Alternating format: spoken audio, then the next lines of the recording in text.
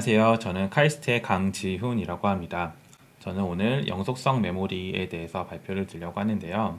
오늘 이제 발표드릴 제목은 이제 영속성 메모리에 저장이 되는지 안 되는지를 이제 알아보는 시간이라고 보시면 될 것 같고요. 좀 더 구체적으로는 인텔 X86과 ARMV의 아키텍처를 위한 이제 관점 기반 영속성 메모리 모델에 대해서 발표드리고자 합니다. 이 작업은 이제 저희 학생인 이제 조경민 학생과 서울대학교 이성환님, 그다음에 그 임페리얼 칼리지 런던의 아잘리아 라드라는 친구와 함께 이제 발표한 내용이고요. 필드야 2021년에 이제 발표될 예정입니다. 이제 영속성 메모리라는 거에 대해서 먼저 말씀을 드려야 할 텐데요. 영속성 메모리가 뭐냐면은 이제 스토리지 클래스의 이제 새로운 종류의 이제 클래스라고 보시면 되는데, 예전에 이제 D램이 있었죠. D램은 이제 빠른 대신에 이제 휘발성 이제 스토리지입니다. 바이트별로 접근 가능하고 이제 저지연 굉장히 로우 레이턴시를 가지고 있고, 그리고 굉장히 높은 대역폭을 가지고 있습니다. 이제 반면에 이제 SSD라는 게 있죠. 이제 SSD는 비발성이고 고용량인 대신에 이제 블락별로만 접근이 가능하고, 이제 한 바이트만 이렇게 딱 가져오는 건 불가능하고, 굉장히 큰 단위, 뭐 예컨대 256바이트 단위로만 접근이 가능하고, 이제 DRAM에 비해서는 레이턴시가 굉장히 높은 편이고 고지연성이고, 대역폭은 훨씬 낮습니다. 그래서 이제 DRAM이랑 SSD를 적절히 잘 섞어가지고 사용하는 게 이제 어플리케이션이 이제 사용하는 전략이었고요. 근데 이제 그 사이에 이제 non-volatile memory, 그러니까 어떤 영속성 메모리의 일종인 이제 non-volatile memory라는 것이 생겨서 바이트별로도 접근이 가능하고 DRAM만큼 저지연이면서 고대역폭을 가지고 있고, 반면에 이제 SSD 같이 비효발성이면서 고용량인 그런 새로운 종류의 스토리지가 나왔습니다. 이거는 이제 한 재작년부터 이제 일반 시중에 풀리기 시작을 했고, 이제 뭐 새로운 인텔에서 이제 새로운 세대를 계속 거듭해 나가면서 계속 이제 새 제품을 이제 내놓고 있는 상황이고요. 그럼 이게 왜 중요하냐? 이런 이제 DRAM과 SSD의 장점만을 모아놓은 특성 때문에 아마도 이제 트랜잭션 시스템을 만드는데 굉장히 혁명적인 변화를 일으킬 것이다는 이제 기대를 하고 있습니다.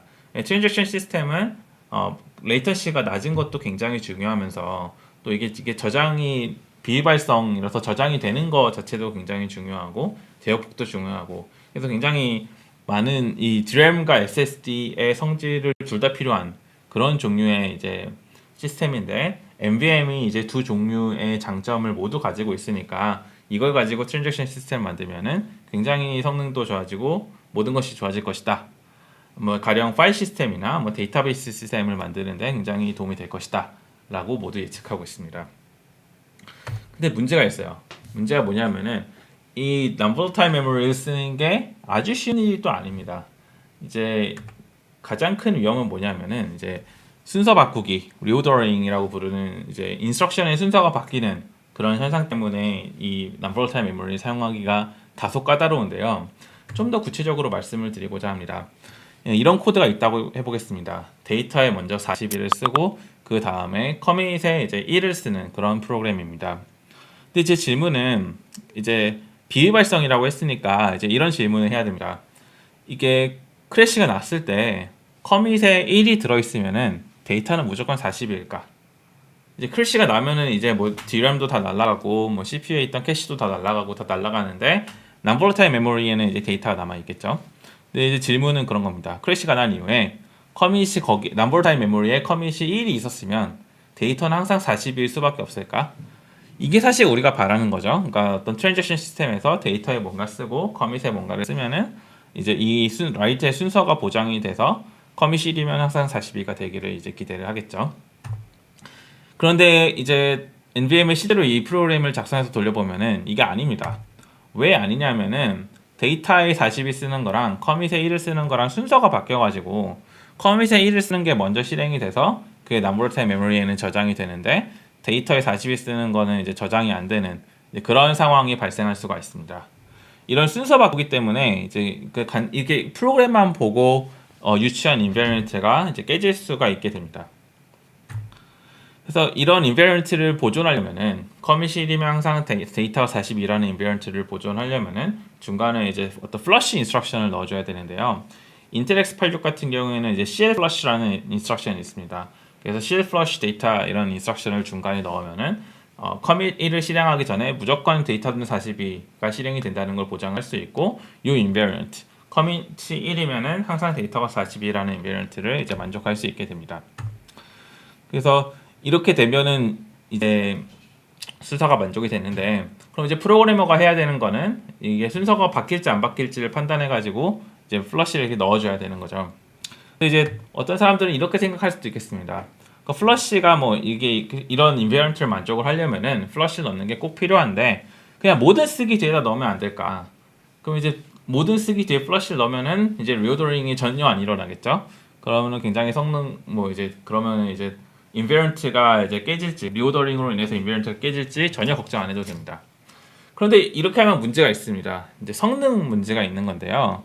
플러시는 꽤 비싸가지고 이렇게 라이트 모든 라이트 뒤에다가 플러시를 다 넣으면은 굉장히 비용이 많이 들고 성능이 굉장히 많이 떨어집니다.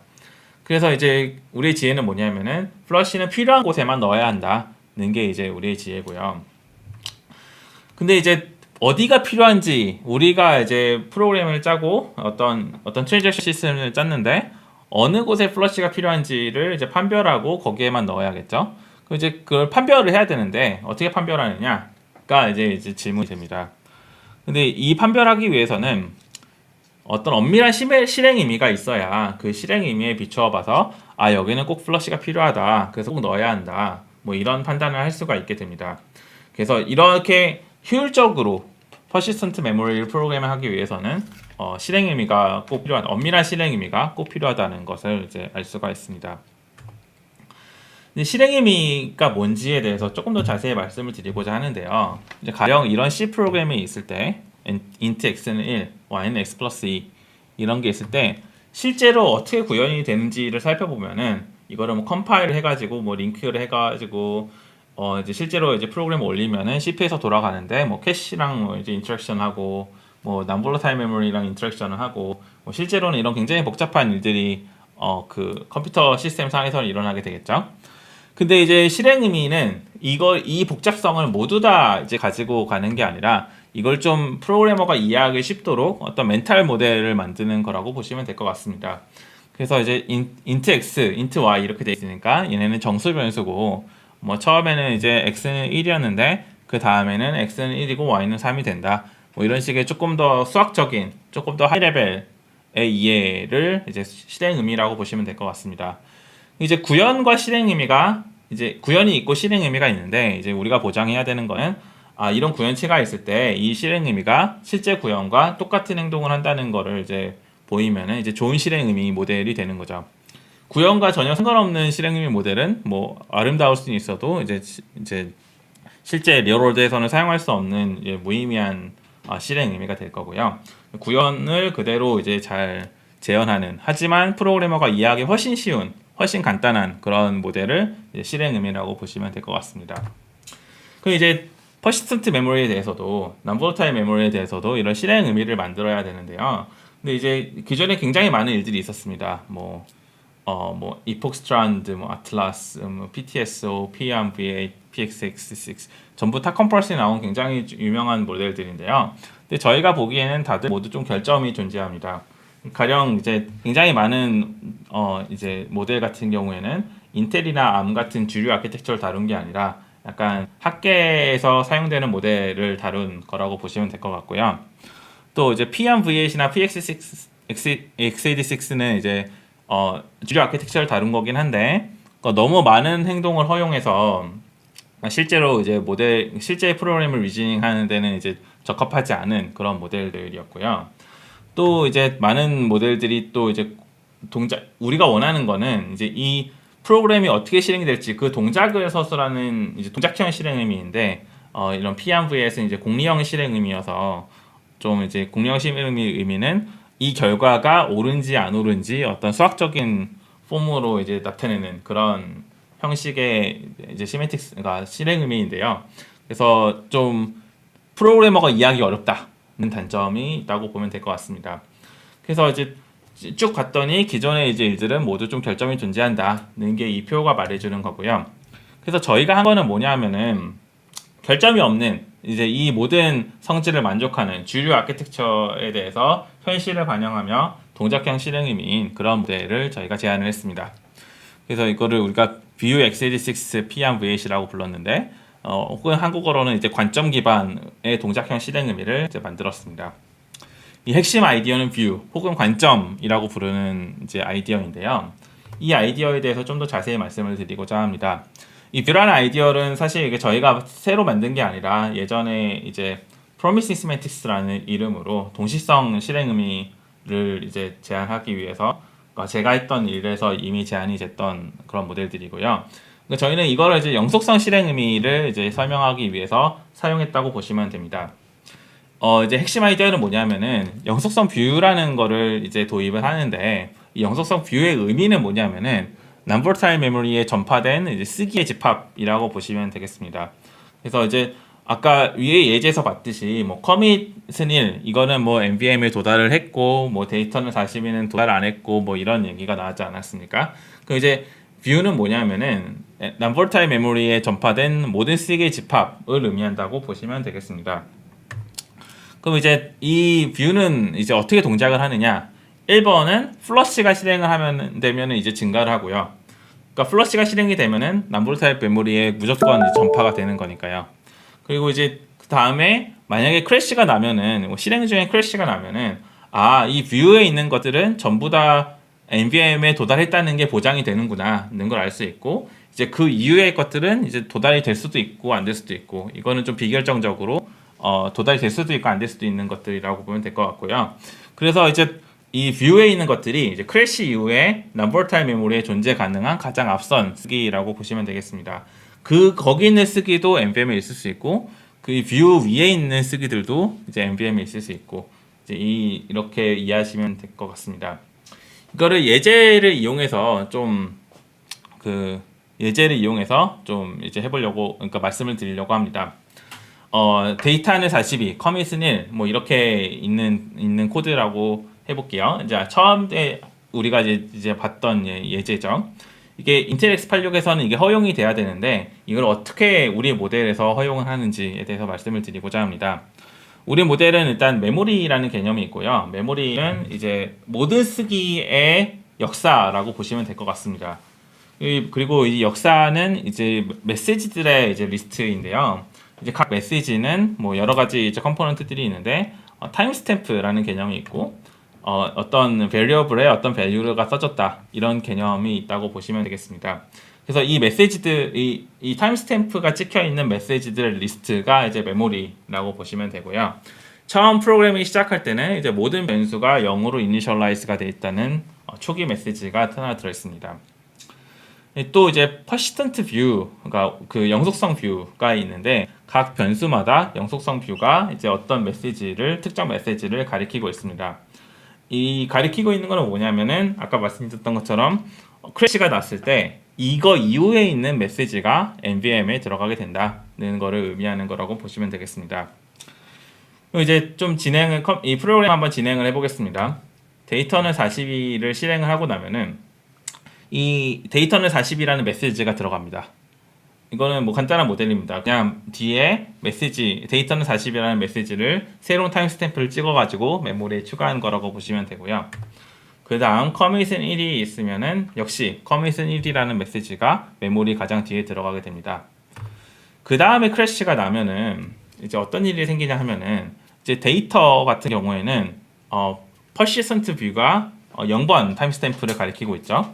그래서 이제 크래시가 난 이후에는 0번 이후에 있는 데이터 메시지가 NVM에 이제 기록이 되게 됩니다.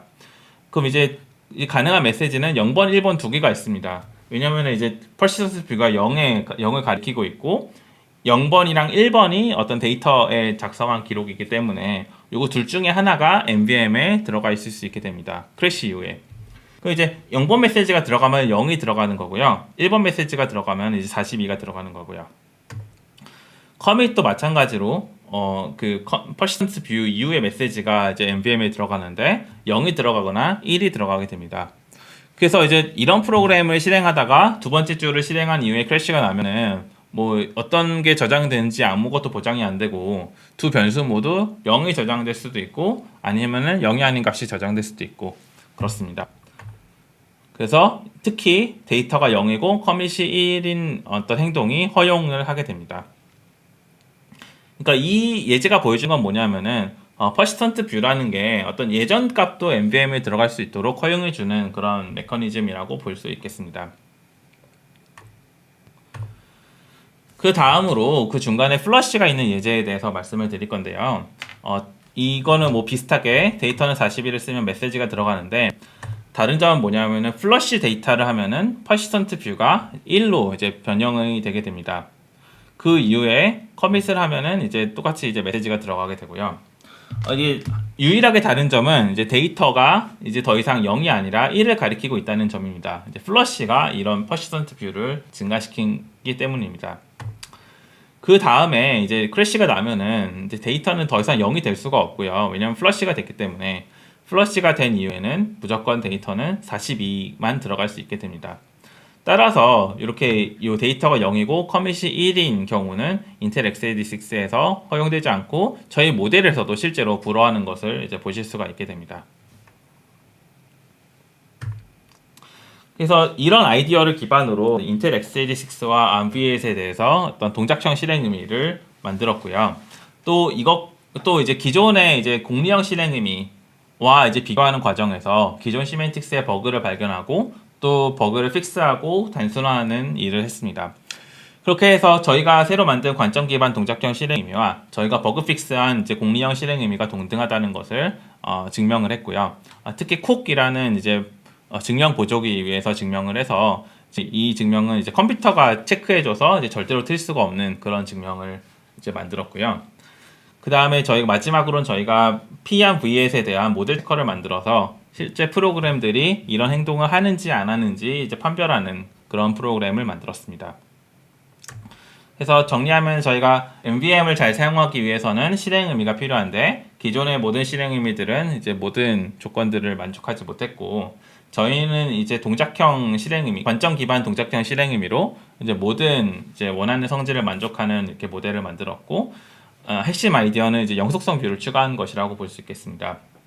그리고 이제 공리형 실행 의미의 버그를 수정하였고 동등성을 증명하였으며 이제 모델 체커를 만들었다는 것을 게 이제 저희가 한 이제 기여라고 보시면 될 것 같습니다.